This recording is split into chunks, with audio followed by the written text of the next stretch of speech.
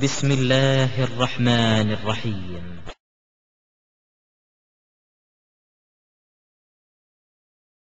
எல்லாமல்ல அல்லாஹ்வின் நல்லடியார்களே, அல்லாஹ்வுடைய மகத்தான கிருபையினால் நாமெல்லாம் தௌஹீது ஜமாஅத் என்ற ஒரு கொள்கை அடிப்படையிலான இயக்கத்திலே ஒன்றிணைந்திருக்கின்றோம். இப்படி நாம் அனைவரும் ஒன்றிணைந்த இந்த இயக்கத்திலே ஒரு கூட்டமைப்பாக செயல்படுகின்ற பொழுது அந்த அமைப்பில் உள்ள சட்ட திட்டங்கள், அந்த அமைப்பில் உள்ள தலைவர்கள் நமக்கு இடக்கூடிய கட்டளைகள் நமக்கு சில கட்டங்களிலே மன சங்கடத்தை தரும். அப்படி தரக்கூடிய அந்த நேரத்திலே நாம் அந்த ஜமாஅத்தை பெரிதாக நினைத்து நம்முடைய சுயநலத்தை நாம் புதைத்துக் கொள்ள வேண்டும், நம்முடைய சுயநலத்தை நாம் அழித்துக் கொள்ள வேண்டும். நாம் சேர்ந்திருப்பது ஒரு உயர்ந்த லட்சியத்திற்காக வேண்டி சேர்ந்திருக்கிறோம். அப்படி சேர்ந்திருக்கின்ற பொழுது அந்த லட்சியத்திற்காக வேண்டித்தான் நாம் ஒரு முக்கியத்துவத்தையும் முன்னுரிமையும் கொடுக்க வேண்டும். அப்படி கொடுக்கவில்லை என்றால் நாம் இந்த கொள்கைக்காக வேண்டி ஒன்று சேர்ந்ததிலே ஒரு அர்த்தம் இல்லை. நம்மிடத்தில் ஈமானுடைய, நாம் எல்லாம் எதற்காக வேண்டி சேர்ந்திருக்கின்றோம்? கொள்கை அடிப்படை என்றால் ஈமானுடைய அடிப்படை, ஏகத்துவத்தினுடைய அடிப்படை. அந்த அடிப்படையிலே நாம் சரியாக இருக்கவில்லை என்றுதான் அர்த்தம். நபி ஸல்லல்லாஹு அலைஹி வஸல்லம் அவர்கள் சொல்கின்றார்கள், சலாசுன் மன் குன்ன ஃபீஹி வஜத ஹலாவத்தல் ஈமான். 3 அம்சங்கள் யாருடைய உள்ளத்தில் இடம்பெற்றிருக்கின்றனவோ அவன் ஈமானுடைய சுவையை அனுபவித்துக் கொள்வான் என்று நபி ஸல்லல்லாஹு அலைஹி வஸல்லம் அவர்கள் 3 செய்திகளை சொல்றாங்க. ஒன்று, அல்லாஹ்வுடைய தூதர் குறிப்பிடுகின்றார்கள், அய்யுஹிப்பல்லாஹ வ ரசூலஹு மிம்மா சிவாஹுமா. இந்த கொள்கையை ஏற்றுக்கொண்டவர் அல்லாஹ்வையும் அவனுடைய தூதரையும் மற்ற அனைத்தையும் விட நேசிக்க வேண்டும். இது ஒன்று.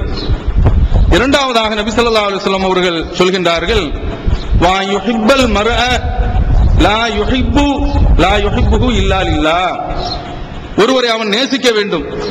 அந்த நேசம் எந்த அடிப்படையில் இருக்க வேண்டும் என்றால் அல்லாஹ்வுக்காக வேண்டி இருக்க வேண்டும், உலக ஆதாயத்திற்காக மட்டும் இருக்கக்கூடாது.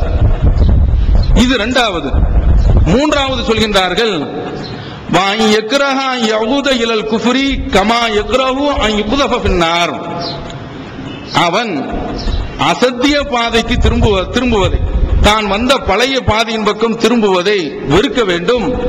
எப்படி வெறுக்க வேண்டும் என்றால், நெருப்பில் தூக்கி போட்டால் எப்படி வெறுப்பானோ, நெருப்பை எப்படி சகித்துக் கொள்ள மாட்டானோ, அது போன்று பழைய பாதைக்கு திரும்புவதை, அசத்திய கொள்கைக்கு செல்வதை அவன் வெறுக்க வேண்டும் என்று நபி ஸல்லல்லாஹு அலைஹி வஸல்லம் அவர்கள் இந்த 3 அம்சங்களை குறிப்பிடுகின்றார்கள்.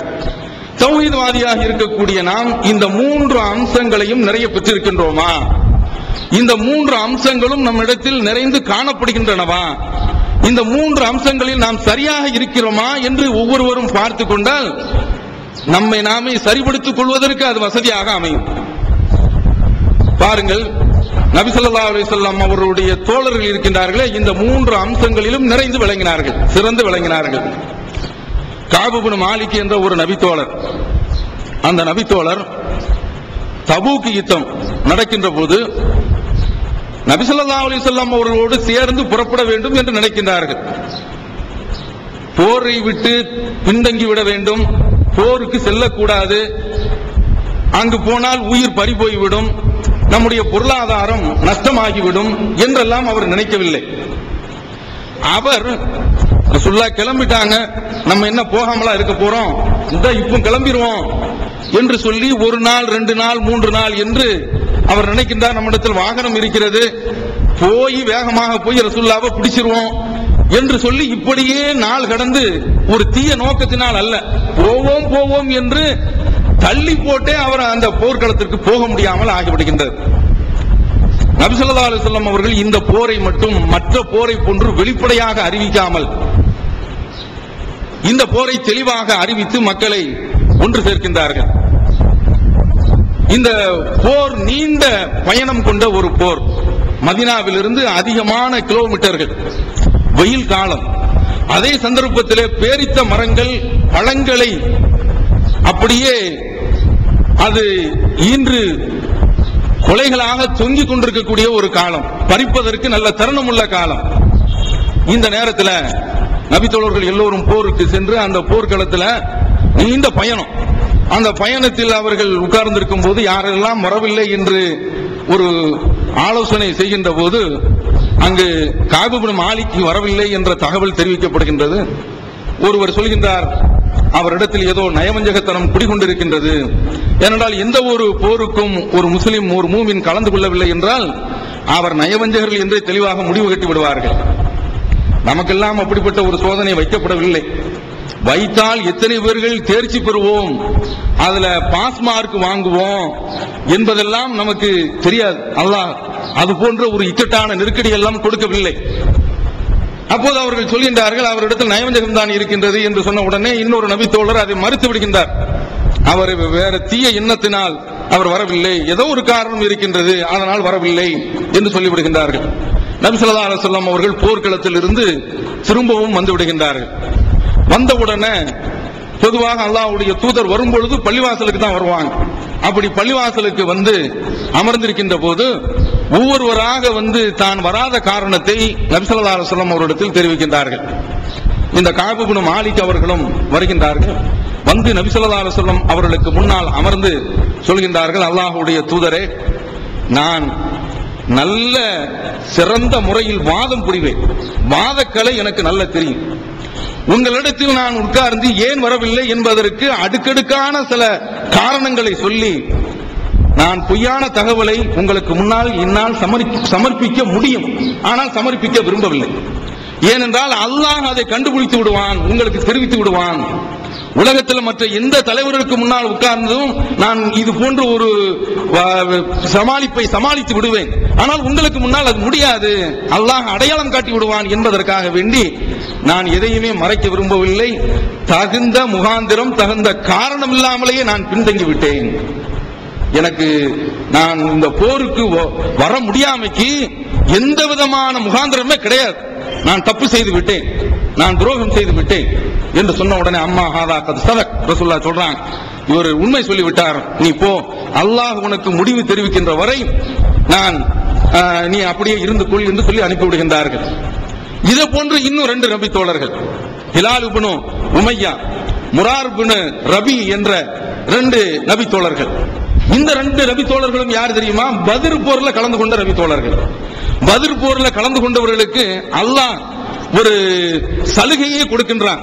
யஅமலு மா ஷி'தும், விரும்பியதை நீங்கள் செய்யுங்கள், ஃபஇன்னி கத் கஃபர்து லக்கும், உங்களுடைய பாவங்களை நான் மன்னித்து விட்டேன். யாரு? பத்ர் தோழர்களுக்கு, பத்ர் சஹாபாக்களுக்கு. அது மாதிரி நமக்கு சொல்லி இருந்தாங்கன்னு வைங்க, புகுந்து விளையாடி தள்ளி இருப்போம். என்னென்ன தப்புகள் எல்லாம் இருக்கின்றனோ அத்தனை தப்புகளையுமே செய்து முடித்திருப்போம். நபி ஸல்லல்லாஹு அலைஹி வஸல்லம் அவர்களுடைய தோழர்கள் பத்ர் போரில் கலந்து கொண்ட இந்த நபி தோழருக்கு அல்லாஹ் இப்படிப்பட்ட ஒரு அருட்கொடையை வழங்கியிருந்தான். அப்படி இருந்தும் அவர்கள் ஏதோ பத்ர்ல கலந்து கொண்டது சாதாரணமான விஷயம் கிடையாது. அப்படிப்பட்ட அந்த போரில் கலந்து கொண்ட இந்த 2 நபி தோழர்கள் பின்தங்கி விடுகின்றார்கள். அவர்களும் இதே போன்று காரணத்தை சொல்லி விடுகின்றார்கள். கஅப் இப்னு மாலிக் அவர்கள் வெளியே வந்து நிற்கின்ற பொழுது மற்ற நபி தோழர்கள் எல்லாம் சொல்கின்றார்கள், கஃபாக்க தன்பக்க இஸ்திக்ஃபாருன் நபி, என்ன வேலைப்பா செய்த நீ? தெளிவா ஏதோ ஒரு காரணத்தை நீ சொல்லிட்டா போதுமே, ரசூலுல்லாஹ் பாவ மன்னிப்பு கேட்டா உன்னுடைய பாவம் அழிந்து போய்விடுமே, ரசூலுல்லாஹ் பாவ மன்னிப்பு தேடிட்டாதான் போதுமே, நீ ஏன்பா இப்படி மறைச்சிட்டு நீ தண்டனை அனுபவிக்க நினைக்கிற என்று சொல்கின்ற பொழுது இவர் நினைக்கிறாரு, திரும்ப போய் ரசூலுல்லாஹ்ட்ட மாத்தி சொல்லிடுவோமோ, வந்து ஏதோ ஒரு காரணத்தை சொல்லி சமர்ப்பித்து விடுவோமோ என்றெல்லாம் நினைக்கிறார். அப்புறம் அவருடைய உள் மனசு சொல்லுது, இல்ல விபரீத விளையாட்டாக ஆய்விடும், போய்விடுவோம் என்று சொல்லி அப்படியே தன்னுடைய வீட்டில் போய் தங்கி விடுகின்றார். தங்கிவிட்டால் இந்த நாட்கள்ல அவர் மஸ்ஜித் நபவிக்கு வருவார். வருகின்ற பொழுது தக்பீர் கட்டி தொலைவர சந்தர்ப்பத்தில் இவர் பார்ப்பாரு, ரசூலுல்லாஹ் நம்மளை பார்க்கறாங்களா அப்படின்னு சொல்லி பார்க்கிறது. ரசூலுல்லாஹ் இப்படி பார்க்கறாங்களா என்று பார்த்து கொண்டு அப்படியே நிப்பாரு, தக்பீர் கட்டுவாரு. அது வரைக்கும் ரசூலுல்லாஹ் பார்க்க மாட்டாங்க. இவர் தக்பீர் கட்டின உடனே ரசூலுல்லாஹ் பார்ப்பாங்க. அதையும் இவர் கவனிக்கிறார். தக்பீர் கட்டின உடனே ரசூலுல்லாஹ் அப்படி பார்க்கறாங்க. இவர் சலாம் கொடுத்த உடனே ரசூலுல்லாஹ் அப்படியே கோவத்துல அப்படியே திரும்பிக்கிறாங்க. இப்படியே இருந்தது. சலாம் சொல்லுவாங்க, பதில் சொல்ல மாட்டாங்க. இவருடைய சித்தப்பா மகன், சின்னவாப்பா மகன் அபு கத்தாதா, அவருடைய வீட்டுல சோறு தாண்டி ஏறி போய் உள்ள குதித்து, நான் அல்லாஹ்வையும் அவனுடைய தூதரையும் எந்த அளவிற்கு நேசித்துக் கொண்டிருக்கின்றேன் என்பது உனக்கு தெரியத்தானே செய்யும். என்னுடைய சலாமுக்கு நீ பதில் சலாம் சொல்ல மாட்டேன் என்கிறாய், என்னிடத்தில் நீ பேச மறுக்கிறாய். நான் அல்லாஹ்வுக்கும் அவனுடைய தூதருக்கும் நான் துரோகம் செய்து விட்டேனா? ஏன் என்னிடத்தில் முகம் கொடுத்து நீ பேச மாட்டேன் என்று மறுக்கிறாய் என்று கேட்கின்றார்கள். துடிக்கின்றார்கள், தூளாய் பறக்கின்றார்கள். அவர் பேசவில்லைன்னா ரசூலுல்லாஹ் போட்ட சோசியல் பைக்காட், சமூக பகிஷ்காரம், இந்த பகிஷ்காரத்தை நம்ம மீறக்கூடாது என்று எல்லா நபி தோழரும் இருக்கிறாங்க. இப்படி ஒரு நாள் அல்ல, இரு நாள் அல்ல, மூன்று நாள் அல்ல, ஒரு வாரம் அல்ல, ஒரு மாதம் அல்ல, 40 நாட்கள் கழிந்து போய் விடுகின்றன. 40 நாட்களும் யாருமே பேசல, தனித்து போய் இருக்கிறாங்க. இந்த கட்டத்தில் ரஸ்ஸான் நாட்டினுடைய மன்னர், கிறிஸ்துவ மன்னரிடத்திலிருந்து அழைப்புதல் வருகின்றது. உங்களுடைய தோழர் உங்களை ஒதுக்கி வைத்திருக்கிறார் என்று நாங்கள் விளங்கி இருக்கின்றோம். பூமி அகன்ற பூமி, விசாலமான பூமி, உங்களை ஏறெடுத்து பார்ப்பதற்கு நாங்கள் காத்திருக்கிறோம். நீங்கள் கண்ணசைத்தால் போரும், உங்களை கையோடு அழைத்து வந்து எங்களுடைய நாட்டிலே உங்களுக்கு மரியாதை தருகிறோம் என்று சொல்கின்ற பொழுது, இவர் அந்த கடிதத்தை பார்த்துட்டு, அடப்பாவி, இருக்கிற தண்டனையை தாங்க முடியாம தவிச்சுக்கிட்டு இருக்கிறோம், இதுவரையா நமக்கு சோதனை என்று அந்த கடிதத்தை அப்படியே எடுத்துக்கொண்டு போய் தீயில் போட்டு விடுகின்றார். அடுப்பில் நான் போட்டு விட்டேன் என்று அவர் குறிப்பிடுகின்றார்கள். இதற்கடுத்து பாருங்க, 40 நாள் முடியுது. ரசூலுல்லாஹ் ஸல்லல்லாஹு அலைஹி வஸல்லம் இடத்திலிருந்து ஒரு தூதர் வர்றாங்க. எப்பா, உன்னுடைய மனைவி இடத்தில் நீ சேர்ந்து இருக்க கூடாது, மனைவி விட்டு ஒதுங்கி இருக்கணும் என்று சொன்ன உடனே இவர் கேட்கிறாரு, என்னுடைய மனைவியை நான் விவாகரத்து செய்து விடவா? அந்த விவகாரத்துக்கெல்லாம் போக வேண்டாம், விவாகரத்து தான் உங்களை விவாகரத்து செய்ய வேண்டும் என்று சொல்லவில்லை, ஒதுங்கி இருக்க வேண்டும் என்றுதான் சொல்கின்றார்கள். ரசூலுல்லாஹ்வுடைய உத்தரவு அதுதான் என்று சொன்ன உடனே, இப்ப அப்படி ஒதுங்கி இருக்கும் பொழுது ஹிலால் இப்னு உமையாங்கிற கொஞ்சம் வயதான நபித்தோழர், அவங்களுக்கு பணியாள் என்று தனி ஆள் எல்லாம் கிடையாது, அவர்களுக்காக வேண்டி இருப்பது அவர்களுடைய மனைவி மட்டும்தான். அவங்க வந்து நபி ஸல்லல்லாஹு அலைஹி வஸல்லம் அவரிடத்துல வந்து அனுமதி கேட்கிறாங்க, அல்லாஹ்வுடைய தூதரே, நான் என்னுடைய கணவருக்கு பணிவிடை செய்யலாமா? அவருக்கு பணிவிடை செய்வதற்கு ஆள் இல்லை என்று சொன்ன உடனே, நீ பணிவிடை செய்து கொள் என்று நபி ஸல்லல்லாஹு அலைஹி வஸல்லம் அவர்கள் உத்தரவு வழங்குகின்றார்கள். அந்த பெண் ரசூலுல்லாஹ்ட்ட சொல்றாங்க, இதுவரைக்கும் அவர் தொடர்ந்து அழுது கொண்டு வேறு எந்த காரியத்திலும் ஈடுபடாமல் சோகம் கப்பியவராகவே இருந்து கொண்டிருக்கின்றார், கவலைப்பட்டு நொந்து நூலாய் போய் கொண்டிருக்கிறார் என்ற தகவலையும் அவங்க சொல்றாங்க. இப்போது இவர் காபு இப்னு மாலிக் கிட்ட மற்றவங்க சொல்றாங்க, அனுமதி கேட்டாங்களாப்பா, நீ உன்னுடைய மனைவி அப்படி வச்சுக்கவன், இவர் வீட்டுக்கு போக சொல்லிட்டார், நீ உன்னுடைய மனைவியும் அழைத்து வைத்துக் கொள்ள, இப்படி ஒரு சலுகையை ரசூலுல்லாஹ் சொல்லிருக்காங்கன்னு சொன்ன உடனே இவர் சொல்றாரு, அந்த 2 பேரும் வயதானவங்க, நான் வாலிப பையன், சேட்டை கிட்ட பண்ணிட்டா பெரிய சிக்கலாகி போய்விடும், இது இன்னும் ஒரு பாவத்தை என் மீது வரவழைத்து விடும், அதனால எனக்கு அவங்க வீட்டிலேயே இருக்கட்டும், என்னுடைய சம்சாரம் அவங்களுடைய வீட்டிலே இருக்கட்டும், நான் ஏதாவது இது போன்ற இந்த சேட்டைகள் என்ற மின்சாரம் தாக்கி ரசூலுல்லாஹ்வுடைய கோபத்திற்கு நான் ஆளாயிடக்கூடாது என்று சொல்லிவிடுகின்றார்கள். இப்படி இருந்து கொண்டிருக்கக்கூடிய இந்த நிலையில தான் மொத்தம் 50 நாட்கள் ஓடி போய் விடுகின்றன. ஒரு சல்லை என்ற மலையில இருந்து ஒரு நபித்தோழர் நற்செய்தி சொல்கின்றார், அல்லாஹ் உங்களுடைய பாவத்தை மன்னித்து விட்டான் என்று இந்த செய்தியை சொன்ன உடனே அவர் சொல்றாரு, அவர் அதாவது நற்செய்தியை கொண்டு வரக்கூடிய அந்த தோழர் அவருடைய குதிரை வேகத்தை விட குரல் வேகம் அதிகமானது, அந்த குரல் எனக்கு கிடைத்து விட்டது, எனக்கு மகிழ்ச்சி தாங்க முடியவில்லை, உடனே சஜதாவில் நான் விழுந்து விட்டேன், அல்லாஹ் என்னுடைய பாவத்தை மன்னித்து விட்டான் என்று அந்த தோழர் வந்து அவள் சொல்லும்போது, அபிஷேர் காபு இப்னு மாலிக்கே உனக்கு நற்செய்தி என்று சொன்ன உடனே அவர்கிட்ட இருந்த சட்டை அப்படி எடுத்துதான், நீங்க போட்டுங்கய்யா அப்படின்னு சொல்லி நான் அப்படியே தானமாக கொடுத்து விட்டேன். நான் இரவல் சட்டையை வாங்கி கொண்டு நபி ஸல்லல்லாஹு அலைஹி வஸல்லம் அவரிடத்தில் வந்து சந்திக்க வந்திருந்தேன்.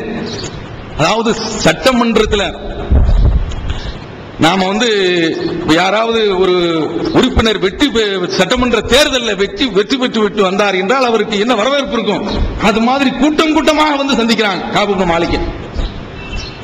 மாலிக். அவருக்கு மகிழ்ச்சி தான். அந்த மகிழ்ச்சியில தான் அவர் என்ன செய்றாரு, அந்த சட்டையும் எடுத்து கையில கொடுத்து விடுறாரு. நமக்கு போஸ்ட்மேன் வந்து பாஸ்போர்ட் தர வருகின்றான் என்றால் முன்னக்கூடி தெரிஞ்சுட்டா அவனுக்கு 10 ரூபா கொடுக்குற இடத்துல ஒரு 50 ரூபா கொடுப்போம், பாஸ்போர்ட்ல கொண்டு வர்றான் என்று கொடுக்கிறோம்ல. இத மாதிரி இந்த தூது செய்தியை கொண்டு வந்த அந்த தோழருக்கு அப்படியே சட்டையை கொடுத்துறாங்க, இரவல் சட்டையை போட்டு வந்திருக்கிறாங்க. ரசூலுல்லாஹ்வை பத்தி அந்த சமயத்தில் அவர் வர்ணிக்கிறார், அல்லாஹ்வுடைய தூதருடைய முகம் சந்திரனை விட பளிச்சு என்று பிரகாசமாக மின்னியது. என்னை பார்த்து ரசூலுல்லாஹ் சொன்னாங்க, அபுஷிர் காபு பின் மாலிக்கே, நீ நன்மாராயம் பெறுக, சுப செய்தி பெறுக. டிஎன்டிஜே வீடியோ விஷன், டிஎன்டிஜேவின் மார்க்க விளக்க குறுந்தகடுகள் PJ Shamsulluha, MI Sulaiman, MS Sulaiman, Althafi மற்றும் மார்க்க அறிஞர்களின் உரைகள் அடங்கிய சீடிகள் வெறும் ₹20 மட்டுமே. கடந்த ரமலானில் சகோதரர் பிஜே அவர்கள் ஆற்றிய இஸ்லாம் கூறும் பொருளியல் தொடர் சொற்பொழிவு கிட்டத்தட்ட 27 மணி நேர நிகழ்ச்சி 3 டிவிடிகளில் விலை ₹75 மட்டுமே. மொத்த விற்பனையாளர்களுக்கு கழிவுகள் உண்டு. கிடைக்கும் இடம் டிஎன்டிஜே வீடியோ விஷன், நம்பர் 30, அரண்மனைக்காரன் தெரு, மண்ணடி, சென்னை 1. அபுஷிர் பிகைரி யௌமின், அபுஷிர் பிகைரி யௌமின் மர்ர அலைக்க முன்பு வலதத்துக்கு உன்னுடைய தாய் பெற்ற நாள்லயே சந்தித்த நாள்ல இந்த நாள் தான் உனக்கு சிறந்தது. உண்மையிலே அதுதான் ரசூலுல்லாஹ் சொல்றாங்க. அப்படிப்பட்ட ஒரு அழகான ஒரு நாளை இன்றைக்கு நீ சந்தித்திருக்கிறாய் என்று சொன்ன உடனே அல்லாஹ்வுடைய தூதரே, அல்லாஹ் என்னுடைய பாவத்தை மன்னித்ததன் காரணத்தினால நான் என்னுடைய நிலத்தை எல்லாம் தானமாக கொடுக்க போகின்றேன் என்று சொல்றார். எல்லாத்தையும் கொடுத்து விடாது, ரசூலுல்லாஹ் எப்போதும் சொல்லுவது போன்று சொல்றாங்க. அப்படி எல்லாம் நீ கொடுத்து விடாதே என்று சொல்லி ஒரு குறிப்பிட்ட அளவுல தர்மம் செய்யக்கூடிய அந்த செய்தி அது புகாரில இடம்பெறுது, நீங்க பார்த்துக்கலாம்.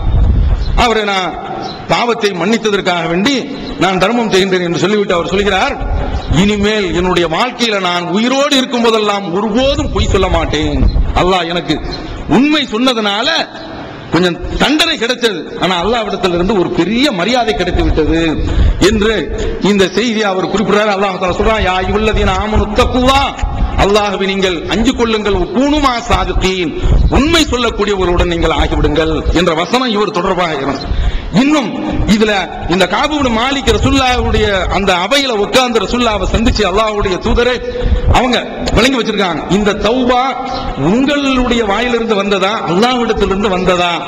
அதுலயும் அவங்க பாக்குறாங்க, அல்லாஹ் இடத்திலிருந்து வந்தா இன்னும் கொஞ்சம் சிறப்பு தானே, ரசூலுல்லாஹ்வுடைய வாயிலிருந்து வந்தாலும் சிறப்பு தான். அவங்க என்ன நினைக்கிறாங்கன்னா, வானத்து வகியா அல்லது இந்த மன்னகத்து வகியா, உங்களிடத்திலிருந்து வந்த வகியா அல்லது அல்லாஹ்விடத்திலிருந்து வந்த செய்தியா என்று சொல்லும் பொழுது, உங்களிடத்திலிருந்து வந்த வார்த்தையா அல்லாஹ்விடத்திலிருந்து வந்த வகியா என்று கேட்கின்ற பொழுது அல்லாஹ் தான் சொன்னான். அந்த வசனம் தான் அது சூரத்து தௌபாவுல இடம்பெற்று இருக்கின்றது.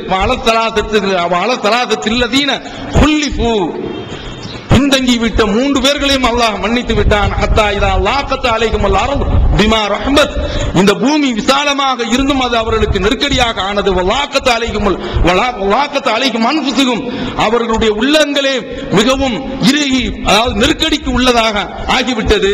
அல்லாஹ் குர்ஆன்ல சொல்றான், வல்லன்னு அல்லா மல்ஜா மினல்லாஹி இல்லா இலை, தங்களுக்கு அல்லாஹ்வை தவிர்த்து தஞ்சம் போகக்கூடிய இடம் வேறு எதுவுமே கிடையாது என்று அல்லாஹ் குறிப்பிட்டு விட்டு, சும்ம தாப அலைஹிம் லியதூபு, அவர்கள் திருந்த வேண்டும் என்பதற்காக வேண்டிய அல்லாஹ் அவருடைய பாவத்தை மன்னித்து விட்டான். இன்னல்லாஹ ஹுவ தவ்வாபுர் ரஹீம், அல்லாஹ் மன்னிக்கக்கூடியவனாகவும் இரக்கம் காட்டக்கூடியவனாகவும் இருக்கிறான். இதுல என்ன, இந்த ஹதீஸினுடைய 3 டேஸ்டையும் அவர் அனுபவிச்சிருக்கிறார். என்ன வந்துருது, அதாவது அல்லாஹ்வுடைய தூதர் சொன்னாங்கல்ல, அல்லாஹ்வும் அவனுடைய தூதரும் தான் அவருக்கு மிக சிறந்த பிரியத்திற்குரியவளாக இருக்க வேண்டும். பாருங்க, தன்னுடைய மனைவியை பிரிச்சு வைக்கிறாங்க, எல்லாரும் அவங்கள்ட்ட பேச மாட்டேன் என்று சொல்கின்ற பொழுதும் அதை சகித்துக் கொள்கின்றார்கள். அடுத்து பார்க்கிறோம், ஒரு ஆளை நேசிக்க வேண்டும் என்றால் அல்லாஹ்விற்காக வேண்டிதான் நேசிக்க வேண்டும். இப்ப ரசூலுல்லாஹ் மீது அவருடைய கோபம் வரலாம், நம்மளை இப்படி ஒதுக்கி வைத்து விட்டார்கள் என்று நினைக்கலாம். இந்த ரசூல் மீது அவர் பிரியம் கொண்டது எதற்கு? அல்லாஹ்வுக்காக வேண்டிதான், இல்லையா?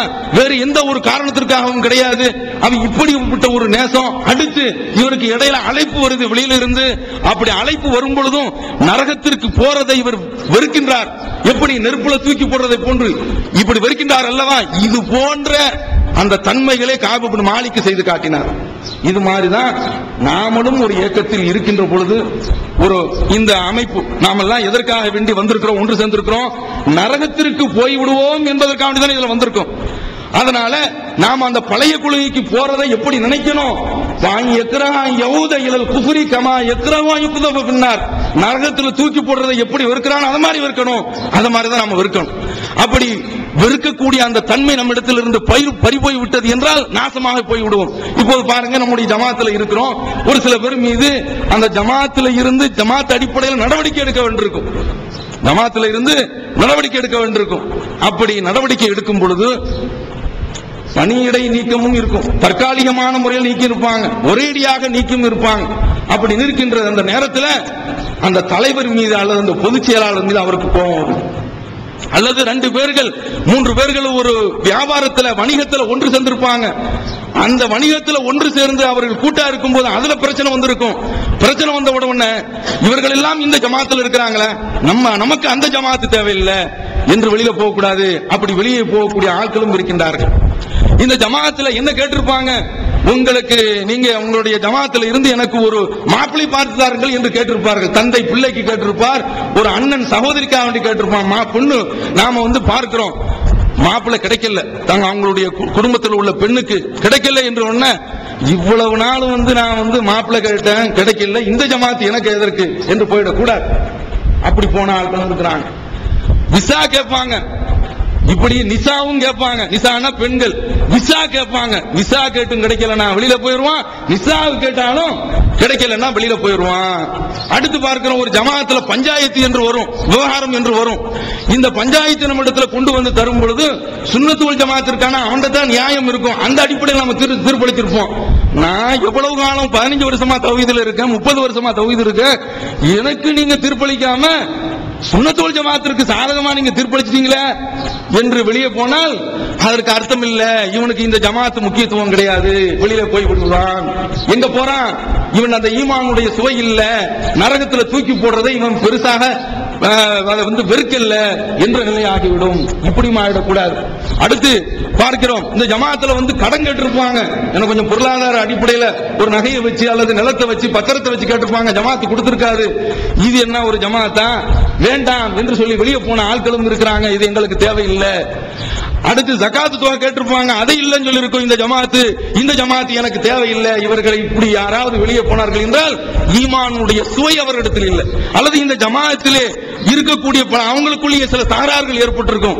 இவங்களெல்லாம் இந்த ஜமாத்துல இருந்தா இந்த ஜமாத்து எனக்கு தேவையில்லை அப்படின்னு வெளியில போறவன் இருக்கிறான். இந்த ஜமாத்துல ஈடுபட மாட்டான், ஒதுங்கியே இருப்பான். இந்த ஜமாத்து என்ற இவன் எல்லாம் போய் சேரக்கூடிய அல்டிமேட் பிளேஸ் எதுவென்றால் கடைசி இடம் இந்த ஜமாத்தை விட்டு வெறுத்து போறதுதான். அல்லாஹ் காப்பாற்ற வேண்டும். அல்லது இந்த ஜமாத்துல ஒருவன் சிறைப்பிடிக்கப்பட்டிருப்பான்.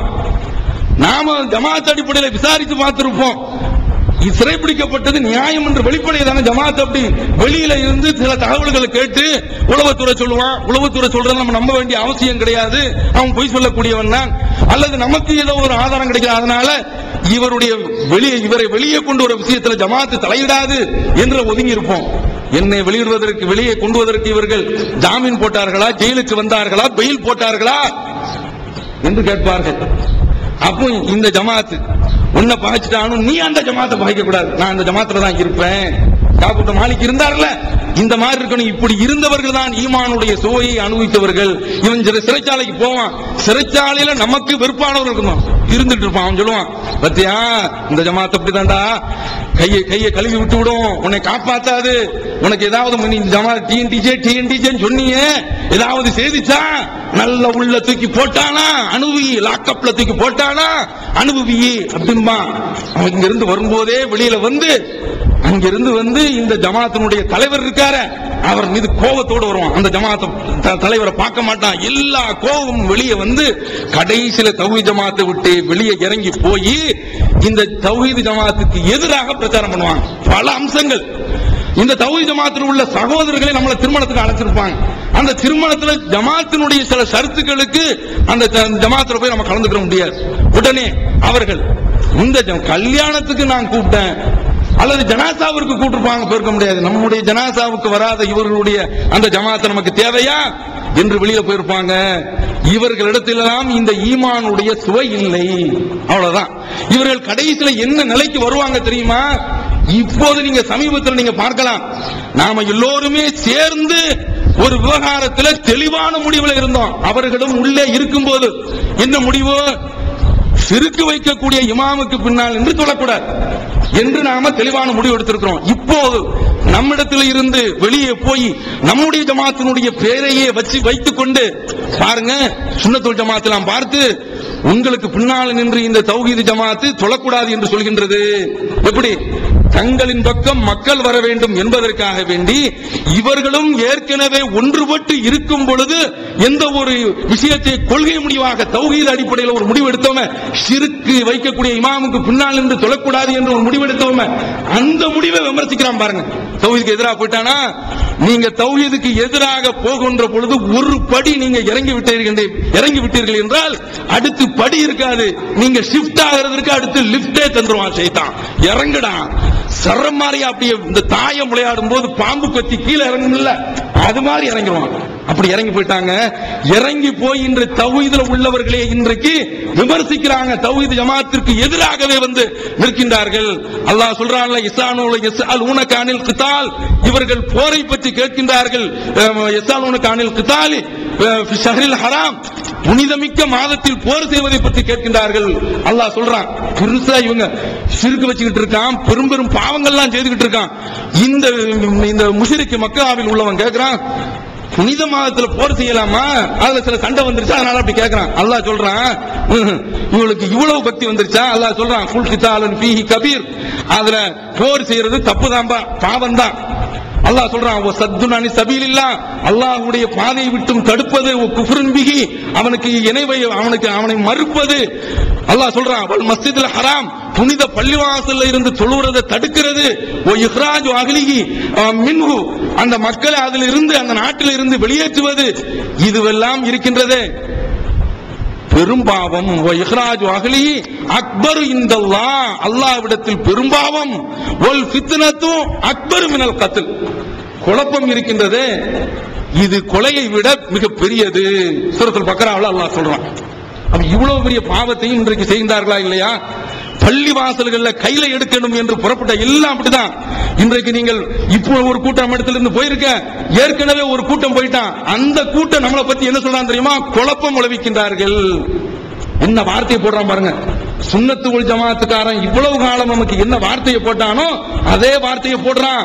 ஒவ்வொரு பள்ளி வாசல்லையும் இன்றைக்கு தௌஹீத் மக்கள் தொழப்போகின்ற பொழுது தடுக்கிறதுக்கு வந்து நிற்கவன் சுன்னத்து வல் ஜமாத்து என்று சொல்லப்படக்கூடிய அந்த முஷ்ரிக்குகளை விட நம்மிடத்தில் இருந்து வெளியே போனான, சுவனத்தை நோக்கி என்று அழைக்கின்றான, இவன் தான் பள்ளிவாசல்ல வந்து தடுக்கிறான். பார்த்துக்கங்க, அவன் நீங்க தெளிவா விளங்கிக் கொள்ளணும். இதை விட்டு ஒரு படி கீழே இறங்கினீர்கள் என்றால் பல படிகள் ஷைத்தான் வந்து உங்களுக்கு லிப்ட் தந்து கீழே இறக்கி விடுவான். அல்லாஹ் நம்மை காப்பாற்ற வேண்டும். அதனால நாமும் நமக்குள்ள சில சங்கடங்கள் வரும், தனி மனிதர் மீது சில வெறுப்புகள் எல்லாம் வரும். அந்த வெறுப்புகளை எல்லாம் அல்லாஹ்விற்காக வேண்டி தாங்கிக் கொள்ள வேண்டும். ஒரு தலைவர் அவர் ஒரு கட்டளை போடுறார், நமக்கு பிடிக்கல, அப்படி வருகின்ற பொழுது ரசூலுல்லாஹ் அந்த தலைவர் எதுக்காக நம்ம நேசிக்கிறோம்? வயுஹிப்புல் மர்அ லா யுஹிப்புஹு லில்லாஹ், அவர் தௌஹீதில் இருக்கிறார், அதனால போய் சேர்ந்தோம். அதை நினைச்சு ஆறுதல் பட்டு நமக்கு மத்தியில பகைமை இல்லாமல், சண்டை இல்லாமல், சச்சரவு இல்லாமல், அதாவது தனி மனித வெறுப்ப சூற எரிந்து விட்டு, ஏன் சூற எரிய வேண்டும்? இந்த தனி மனித வெறுப்பு தௌஹீதினுடைய மறுப்பில் கொண்டு போய் சேர்த்து விடும், நரகத்தில் கொண்டு போய் வீழ்த்து விடும். எதற்காக வேண்டி அங்கிருந்து கிளம்பி வந்தோமோ அங்கே போய் சேர்ந்துருவோம். இப்படி சேரக்கூடியவர்கள் ஈமானுடைய சுவையை அனுபவித்தவர்களாக ஆக மாட்டார்கள். அல்லாஹ் அந்த கூட்டத்தில் ஆக்காமல் நம்மை காப்பாற்றுவானாக என்று கூறி நிறைவு செய்கிறேன். தமிழ்நாடு தௌஹீத் ஜமாஅத்தின் ஆதரவற்றோர் இல்லம் இறைவனுக்கு செய்ய வேண்டிய கடமைகளுக்கு அடுத்தபடியாக பெற்றோரை பேணுவது பற்றி இஸ்லாம் அதிகமாக வலியுறுத்துகிறது. பெற்றோரை பேணாதவர்கள் மறுமையில் வெற்றி பெற முடியாது என்று இஸ்லாம் அறிவுறுத்துகிறது. ஆயினும் இஸ்லாத்தின் இந்த கட்டளையை சில முஸ்லிம்கள் அலட்சியம் செய்து பெற்றோரை வீட்டை விட்டு விரட்டுகின்றனர், பெற்றோரை பிச்சைக்காரர்களாக மாற்றுகின்றனர்.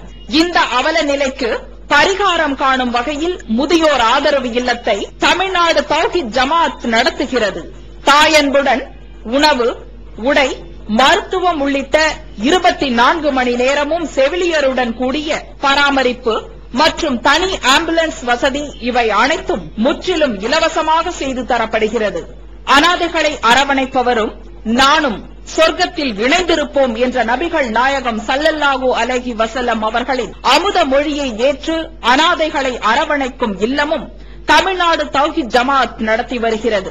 இப்பணியை தொடர்ந்து செய்திட உங்கள் நன்கொடைகளையும் ஜகாத்தையும் தாராளமாக வாரி வழங்குமாறு கேட்டுக் கொள்கிறோம். உங்களது நன்கொடைகளை டிடியாகவோ செக்காகவோ மணி ஆர்டராகவோ அனுப்பலாம். டிடி அனுப்புபவர்கள் தமிழ்நாடு தௌஹீத் ஜமாஅத் வங்கி கணக்கு எண் 7882748227 இந்தியன் வங்கி மண்ணடி கிளை என்ற பெயரில் எடுத்து அனுப்ப வேண்டிய முகவரி தமிழ்நாடு தௌஹீத் ஜமாஅத் மாநில தலைமையகம் 30 அரண்மனைக்காரன் தெரு மண்ணடி சென்னை 1. போன் 044252152226. Allah